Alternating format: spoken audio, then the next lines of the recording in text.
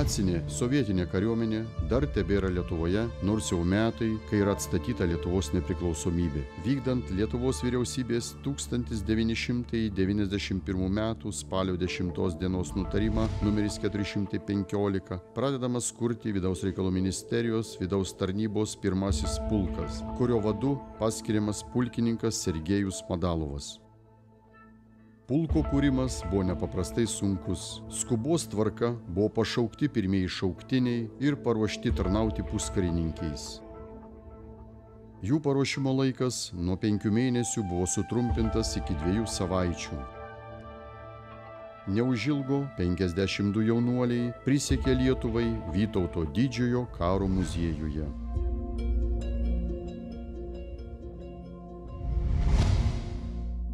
Šie niūrūs vaizdai yra nebylūs liudininkai, kokią tvarką mums paliko sovietų kareiviai.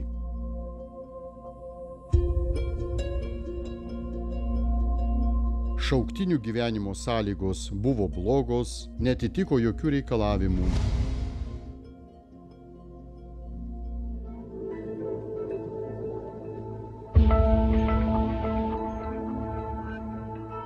Kariai buvo aprengti sovietinę uniformą tik su lietuviškomis sagomis.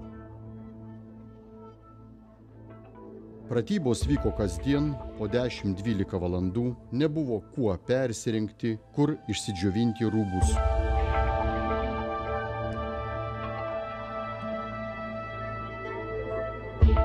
Pratybos buvo vykdomos mediniais ginklais, vėliau gauta 10 automatų.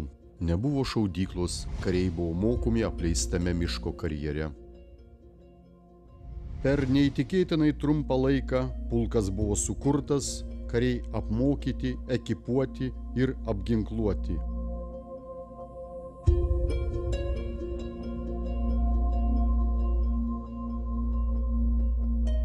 Pirmojo šaukimo karių priesaikos metu įnešama lietuviška trispalvė. Vadovybės ir svečių sveikinimai, kapeliono palaiminimas.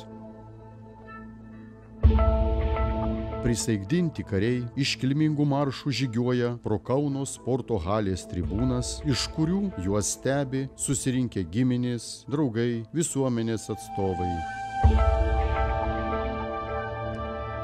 Tai pirmieji atkurtos nepriklausomos Lietuvos kareivėliai.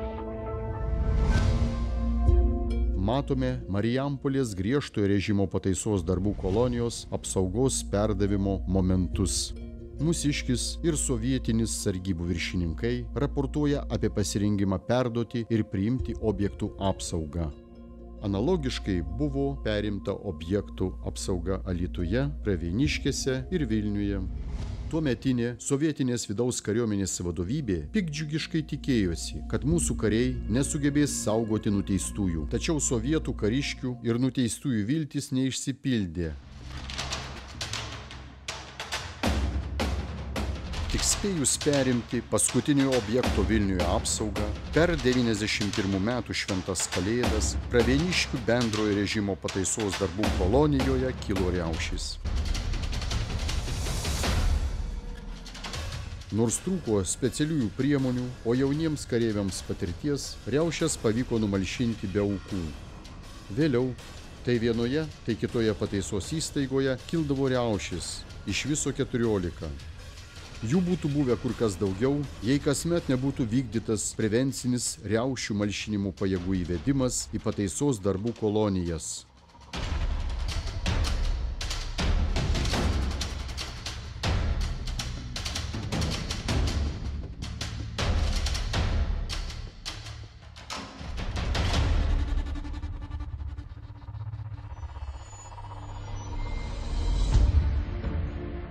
Pirmajam pulkui buvo pavesta užtikrinti viešąją tvarką, atlikti besislapstančių bei dingusių asmenų paiešką, bei suimtųjų ir nuteistųjų konvojavimą. 1992 m. rugsėjo 28 d. pirmojo pulko 2 batalionas buvo performuotas į Vidaus reikalų ministerijos Vidaus tarnybos 2 pulką, kurio vadu buvo paskirtas pulkininkas Stanislovas Stančikas. Jį paskyrus Valstybės sienos apsaugos tarnybos vadu, 2 pulkui vadovavo pulkininkas Jonas Rėkus, vėliau pulkininkas Anatolijus Šumskis.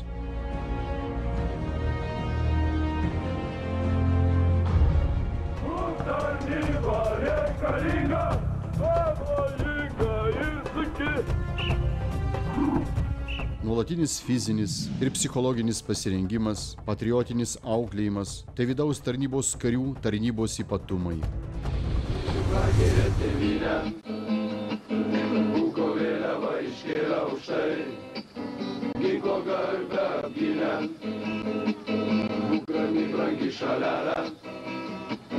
Tavo sūnus parengti, mes apginsime tėvynę, meilę kryžium ir viltim. Ženk tvirtai.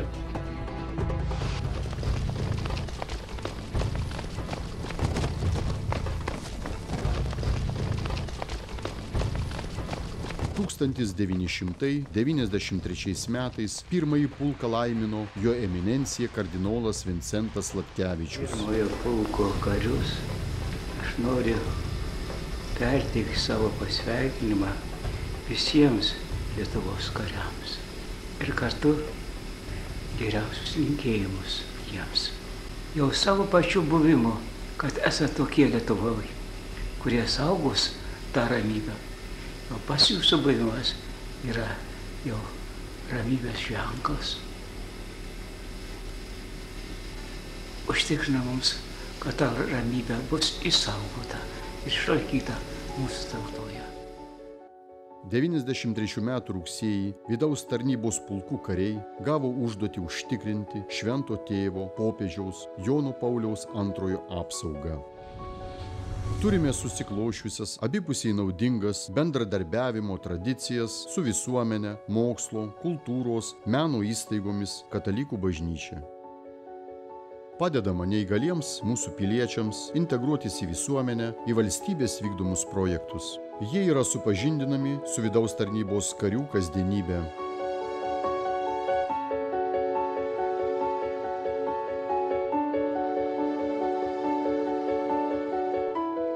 Nuo 1994 metų vasaros gyvuoja jaunojo kario mokykla Lušiukai, 2005 metais tapusi generolo Povilo Plechavičiaus vardo mokykla.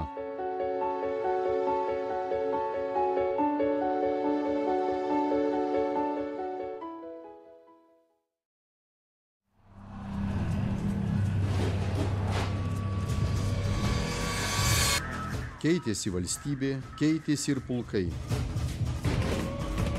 2003 metais šauktinius galutinai pakeitė samdomi pareigūnai, kitaip tariant, profesionalai. Šis etapas leido didinti tarnybos vykdymo efektyvumą.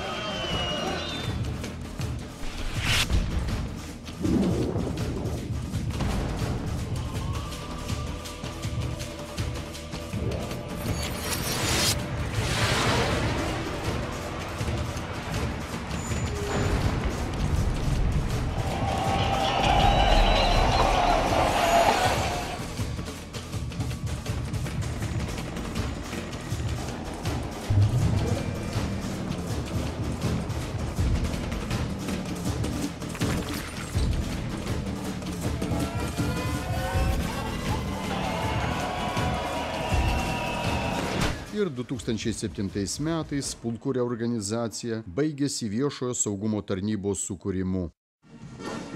Penkto vidaus reikalų ministras, viešojo saugumo tarnybos daliniai šventės proga išrikiuoti. Rikiuotės vadas pulkininkas leitenantas Kalnelis. Sveiki pareigūnai. Sveiki!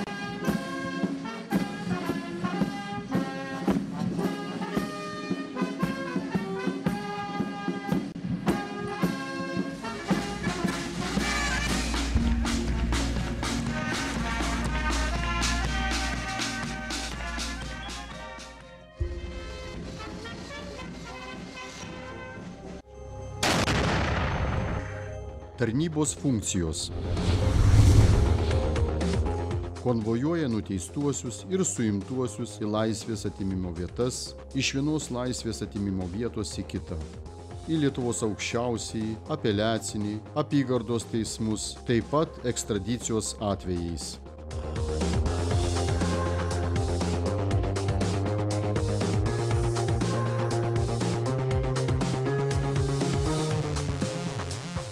Saugo svarbius valstybės objektus pagal vyriausybės patvirtintą sąrašą. Tai geležinkelio tiltai Kaune, Lyduvėnuose, Kauno geležinkelio tunelis, Vilniaus ir Kauno oro uostai bei kiti strateginiai valstybinės reikšmės objektai.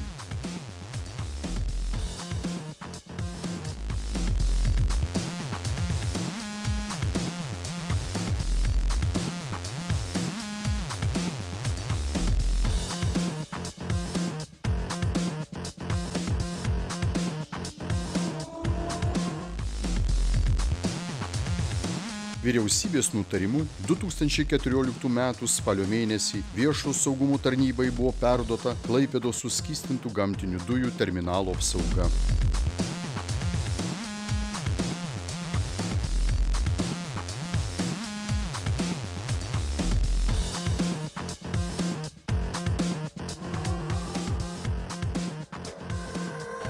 Vykdo dingusių asmenų paiešką.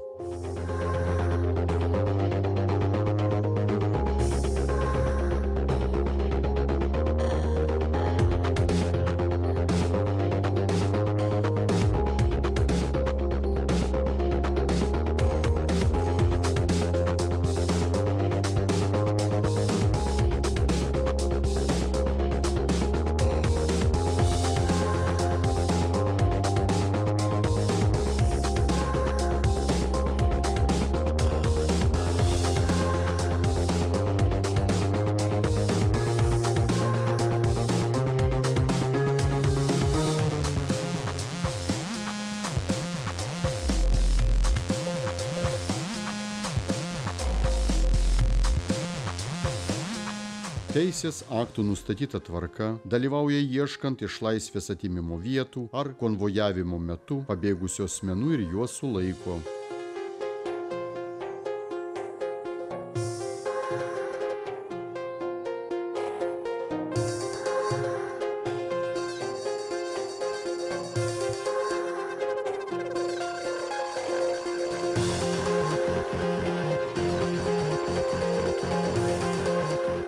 Šios užduotys yra periodinio pobūdžio, sietino su poreikiu atlikti paiešką sudėtingomis sąlygomis, miško masyve, didelėje teritorijoje, kur reikalinga daug šiam tikslui apmokytų pareigūnų.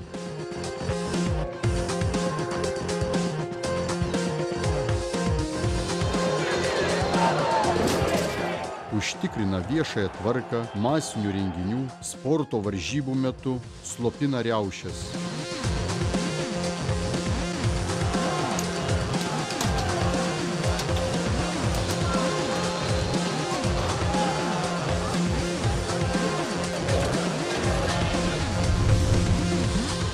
Užtikrina viešąją tvarką Lietuvos kurortiniuose miestuose vasaros laikotarpiu, kuomet ten būna didžiulis žmonių antplūdis.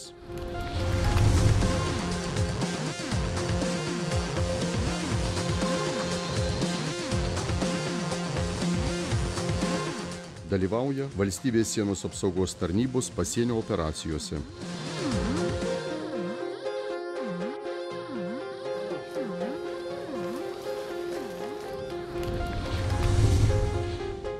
Dalyvauja užtikrinant ypatingai svarbių asmenų apsaugą jų vizitų į Lietuvą metu.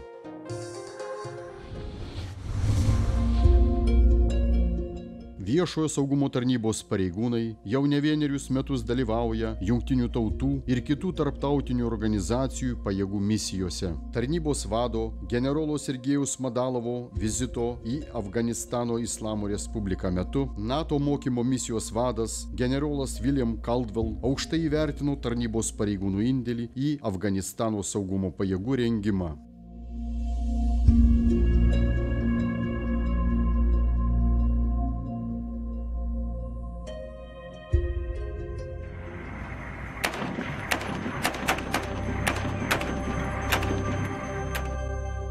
Jungtinių tautų stabilizavimo misija Haičio Respublikoje. Misija Kipre. Europos saugumo ir gynybos politikos misija Kosove. Misija Liberijoje. Misija Centrinės Afrikos Respublikoje.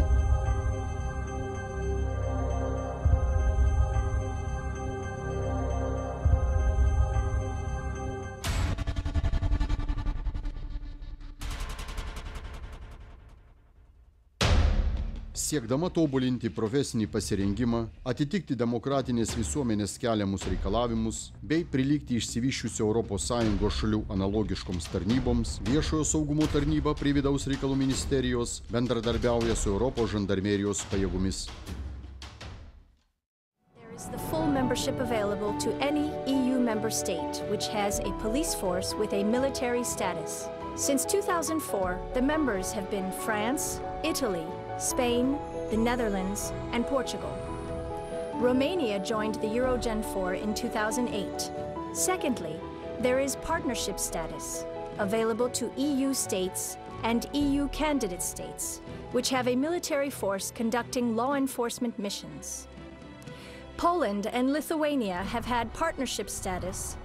The third and last status, observer, is also available to EU candidate states, having a police force with a military status. Turkey joined under this status in May 2009.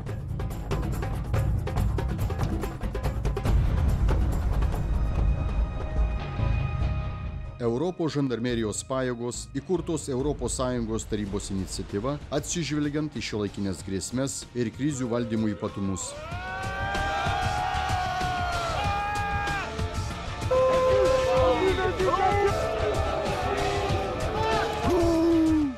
Viešojo saugumo tarnybos pareigūnai kasmet su savo technika, ginkluote ir ekipuote dalyvauja tarptautinėse žandarmerijos pratybose Prancūzijoje.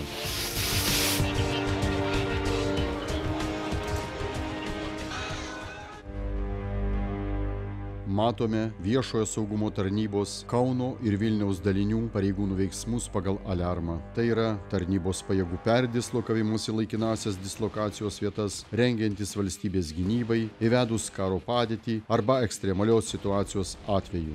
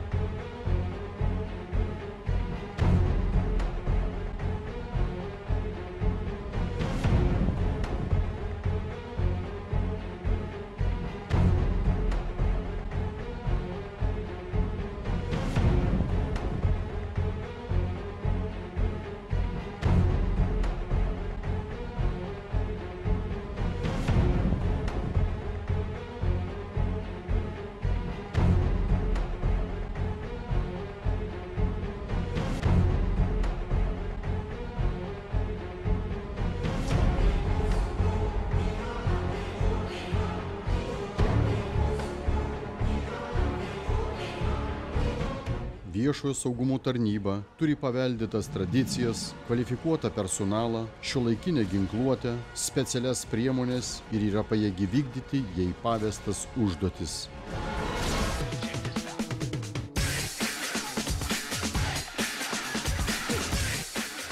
Viešojo saugumo tarnybos pareigūnai yra pasiruošę atlikti ir kitas specialaus pasirengimo reikalaujančias užduotis.